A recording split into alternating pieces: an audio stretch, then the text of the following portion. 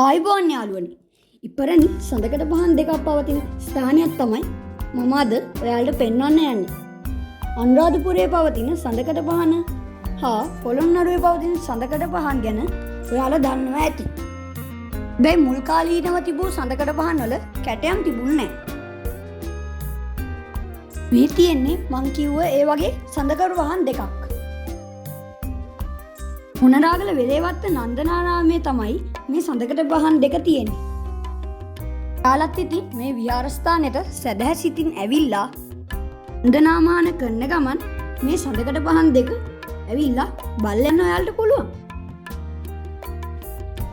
මේ පන්සල ගැන තවත් වීඩියෝ එකක් මගේ YouTube channel එකේ දාලා තියෙනවා.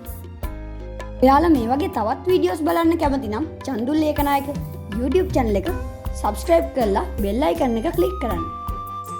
වගේම ඔයාලට හිතන දේ පහලින් comment කරන්නත් අමතක කරන්න එපා.